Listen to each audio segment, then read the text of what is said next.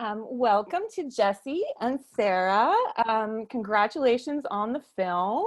I just watched it last night. I'm still getting over it emotionally. So, I just wanted to talk a little bit at the beginning about the casting process and when did Sarah come in? Was it always from the beginning or? Sure. Well, I think the way that I approached casting was I knew I had to cast Dara first. I didn't think it would make any sense. The film, there was a lot of roles and it was kind of fast approaching, but I really felt like I needed to figure out the rest of the cast once I understood, Dara's in every scene and, Sarah really kind of carries the movie. That was where I really felt like I needed to start. And Sarah and I had a number of discussions, at the beginning of the process. And, I think we were just really from the outset on the same page about what we were trying to accomplish here and, went at it collaboratively. But I would say that, yeah, it definitely started with Dara, that I knew that the rest of the movie had to kind of come from her. Do you think the character changed once she was cast at all, or was it still?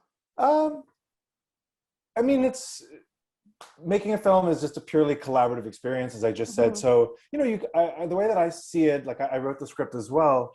I guess I see it as you bring it to a certain place and then you give it to the actor. And it's about, you help in whatever ways that you can, but it's more facilitating than it's, telling. And it's really for Sarah to bring her own interpretation to the role and for me to help her do that as best she can.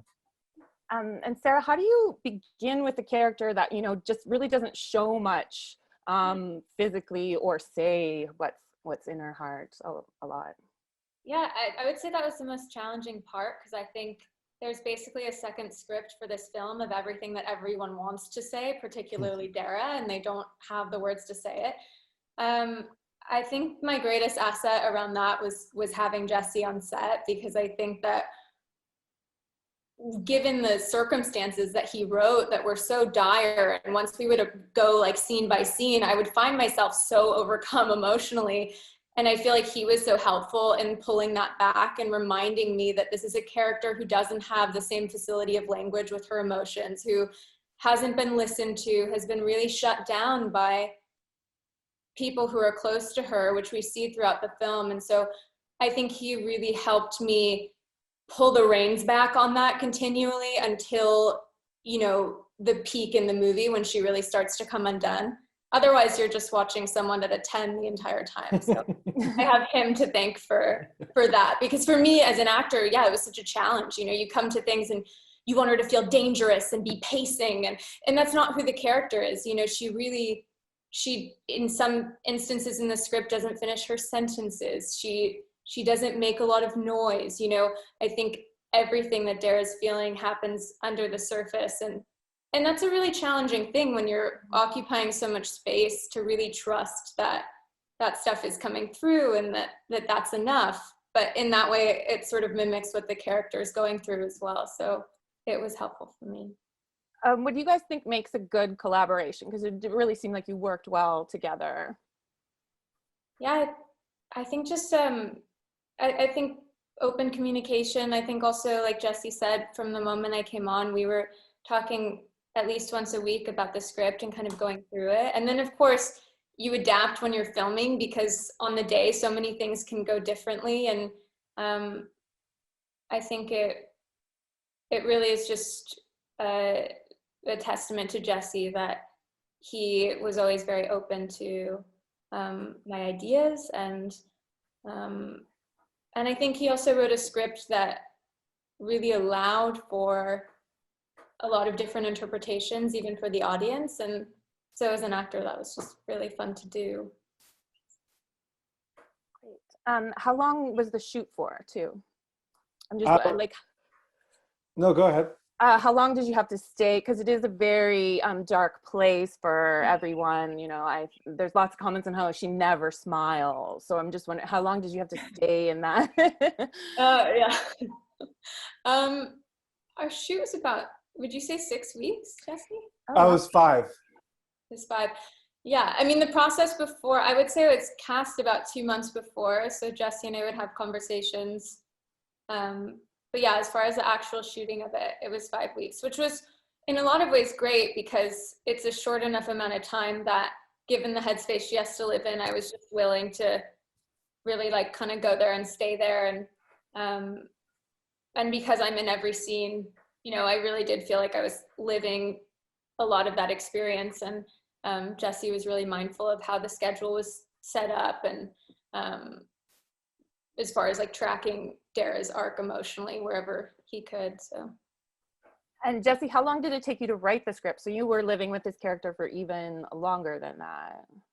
Sure, yeah. I started writing it, you know, it can often, as far as sometimes feature films can take a really long time to put together. I think comparatively, this wasn't too long, but we shot in the summer of 2019, and I think I started writing it in 2015. And, you know, the script changed radically, as, you know, most scripts do.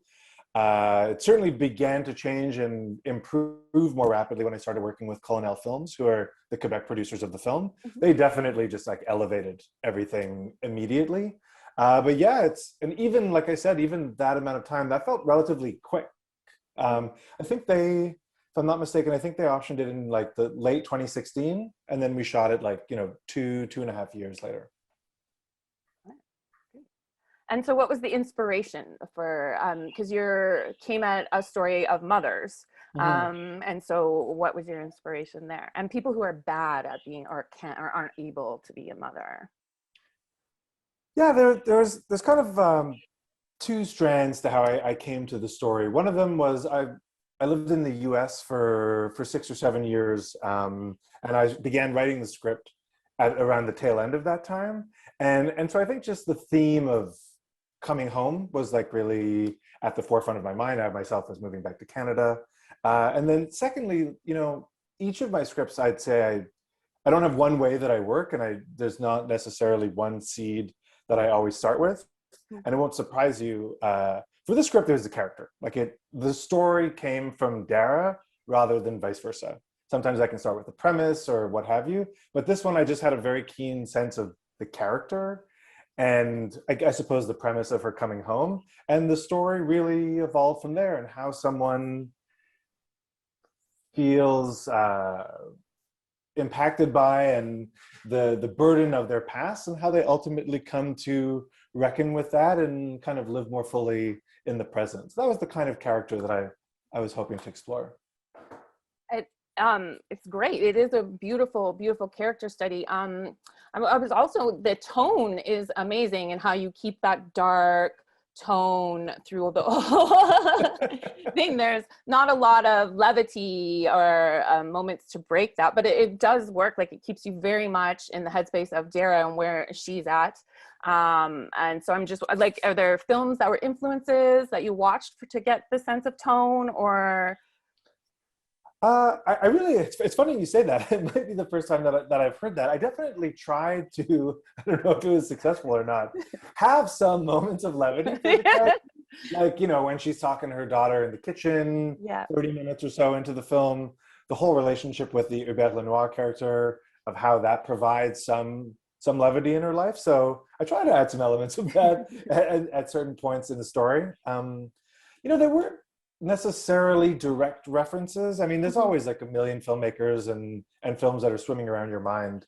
One that comes to mind that I admire greatly and kind of has a similar tone and explores similar themes is, I think it's Maurice Pialat's last film. It's called À nos amours. It's Sandrine Bonnaer's first movie.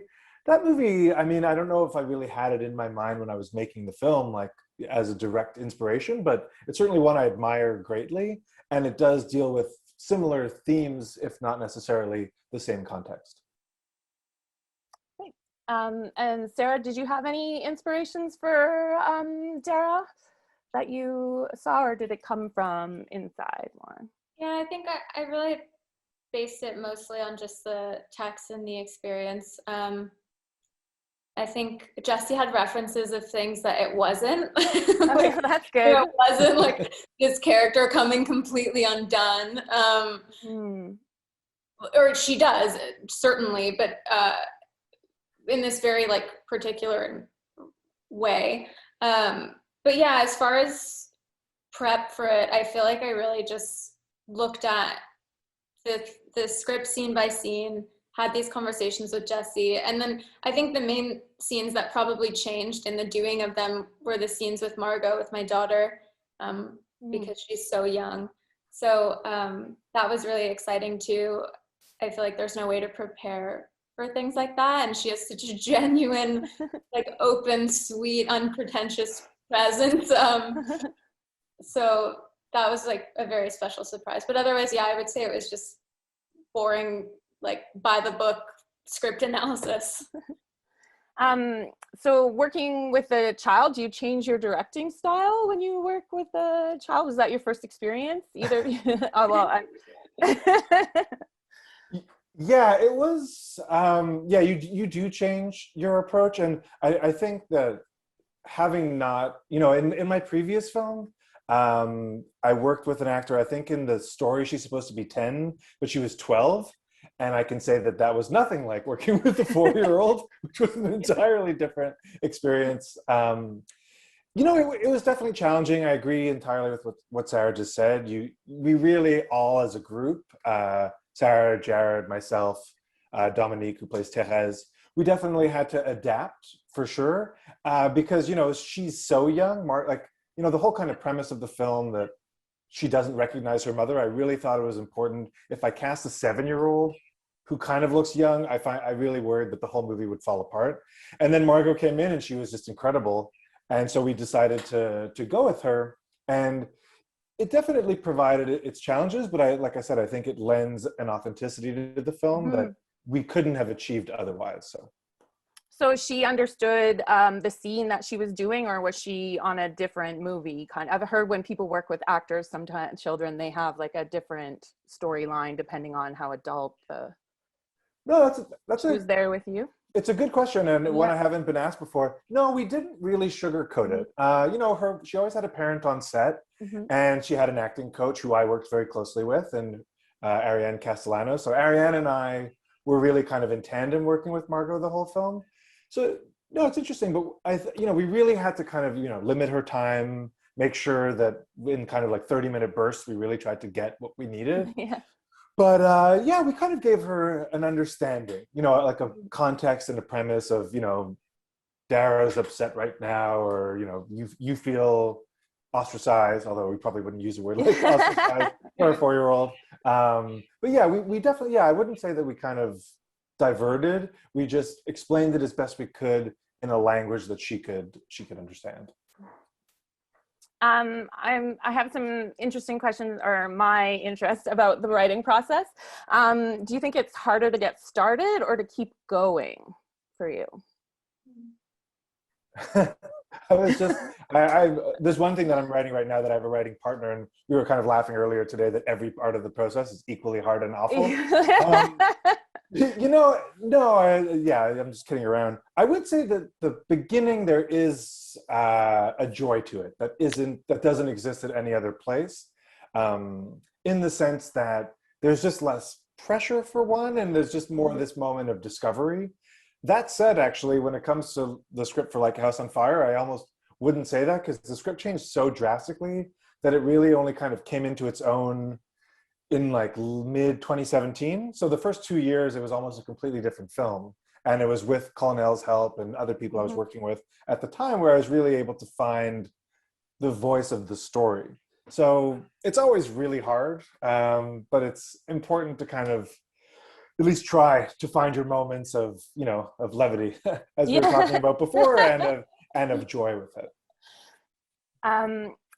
So the character Dara has some kind of mental issues. It's not ever made clear exactly what she was. So Sarah, how do you build around that while trying to be careful about your portrayal of a mental illness when one isn't specifically laid out for you? Yeah, well, I also, I think it's such a good reminder to an actor when you're playing someone who is grappling with any kind of mental illness, that, a lot of the times it's not written on your forehead, it's not visible, it is like a lot of times a very internal experience, and particularly within the context of this story it was. But Jessie and I spoke really explicitly about exactly the timeline of what she'd been going through, which was about postpartum depression. This takes place about 2 years later. There were a lot of conversations about, before the movie starts, what kind of environment she was living in, what kind of facility, was she or was she not on medication, where was she relative to her expectations. Does she expect she's going to come home and be welcomed with open arms? Is she surprised?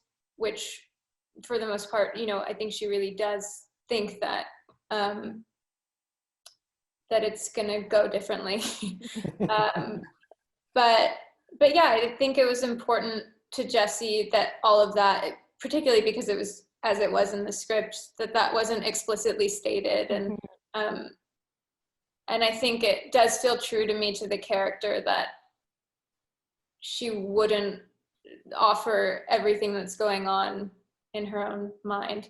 But I think, how you experience other people feeling toward her coming back, you understand that something really big has happened. And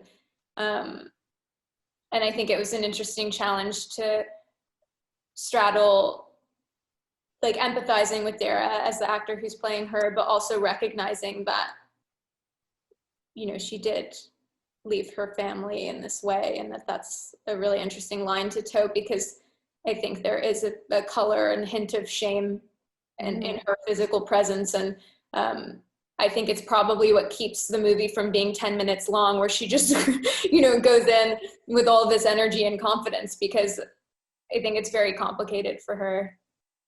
Yeah, I think the film does such a beautiful job. I think the ambiguity is super important, because it feels like when you're in your life, you might not have someone with a diagnosis. You just have a difficult person in your life, right? So you don't get tools. Like, the people in her life have no tools to deal, as well as she doesn't have the tools. So I thought that was done very delicately and beautifully, and you can just feel, and you get the sense of what happened without it being spelled out. I thought that was a beautiful job emotionally. Yeah.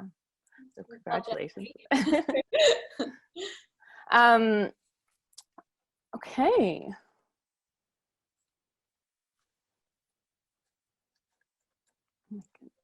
Do you have any fun anecdotes from the set, or anything that you wanted to share about the shoot? I'm trying to think. I feel like, for all things considered, even though it was an intense story, I think it kind of called for everyone to be pretty light in between takes. And it was really interesting for me. It was my first experience working with a Canadian crew. We had such an amazing, fun-loving crew of people. So it was a really lovely experience, because I think, in spite of the fact that it was very heavy material to be sifting through, we had a really good group of people that really wanted to be there and were very passionate about the project, and I think pretty adept at indie filmmaking and doing things on a certain budget without compromising it looking so beautiful. I fell deeply in love with Tim Hortons. I walked there every single day. Special Canada Day edition Horton socks that I wear regularly. Yeah, it was a lovely experience.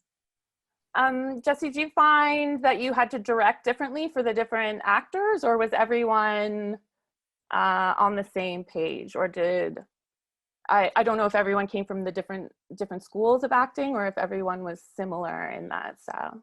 For this project, I mean, Margot was its own experience entirely, and that was done, I'd say, like I said, really in tandem with Ariane, if not mostly through Ariane. Because I would do my best, and I did have my own relationship with her, but I mean, she's 4, and you really have, like, when you're directing, there's just so many, you're drawn in so many different directions at the same time, that you really need all of your energy to direct a 4-year-old. So yeah, I absolutely couldn't have done it without Ariane. I wouldn't say that I had a very different approach, like, thinking about it. I would say it just really depends on the person. Each person wants to be spoken to differently. So you really have to kind of just get a sense for who that person is and how they're feeling that day, and try to communicate with them in a way that they'll feel respected and that they're able to do their best work. But I wouldn't say like approach wise for this project, it was all that different. I really love the scene too with Sheila McCarthy, who plays your mother, Sarah. Can you talk about that scene? It was, again, there's so much not being said too, but it's heartbreaking. Oh, good. Yeah, Sheila's amazing. She's such a brilliant actress, and I loved working with her. That day was actually really intense because we had if I'm allowed to say, a bit of a... Yeah, I think so. I don't see why not. It was an issue with her coverage, so it was really interesting where we had shot her stuff and then after lunch had to go back and do it again. So yeah, it was definitely a challenging experience for her to come in for one day, but it was so easy to work off of her and like her nuance of when she realizes who I am and all of those things. It's so subtle, but she just did such a powerful, affecting job, and I just am in awe of her. I think she's so talented and special. Yeah, I'll just add, I mean, losing that footage was traumatizing, so Oh my goodness. to start with that, I mean, it was an absolute complete nightmare. But yeah, working with Sheila, I mean, yeah, I just would echo everything Sarah said. It was just a wonder, and it was very fast, but I mean, there's certainly some moments in the film, admittedly, most of them with Sarah, of course, for obvious reasons, but the way Sheila's face changed when she realizes that that's her daughter standing in front of her, I mean, kind of just, it's one of those things while I was watching it happen in real time, I was very moved by it. And she's, you know, she's just a great actress. So it was a real privilege for me to work with her because she's just, you know, yeah, she's just great. What was the casting process for Sheila like? Maybe it's because I lived in the US for as long as I did. I'm not extremely well-versed in Canadian actors. I'm maybe somewhat well-versed. I don't know what else to say other than she was my first choice from day one. And, you know, I guess when an actor, when it's a small enough role, although it's, you know, she's the ghost that looms over the entire film. I would joke with her that she's like Kurtz in Apocalypse Now. Which she appreciated that joke, I guess. And, you know, so it was just, I always hoped to do it with her. And yeah, because it's 1 or 2 days, we were lucky that, you know, she was interested. And it's only 1 or 2 days, but her scene, as you kind of said, it's the climax of the film. Yeah. It's a small scene, it's a quiet scene, but the exchange that they have and the emotion that is exchanged or not exchanged between them, I mean, the whole movie hinges upon it, so. The differences between Canada and the US, because you had brought up a bit, was this your first Canadian shoot? Yeah. That was your, oh really? Yeah. That's fun. And you shot in? We shot in North Bay. In North Bay. Yeah. Yeah, which was brilliant. I loved it there. I remember having this moment with Jared Abrahamson at the end of the shoot where we were getting really nostalgic, saying goodbye on our last day and thinking like how strange it was to make a home somewhere and that you might never come back to this place. But then I ended up back in North Bay in the fall working on another film there. So it's second home to me now. Do you notice any differences between the Canadian system and the American system? I guess maybe not from your point of view, maybe?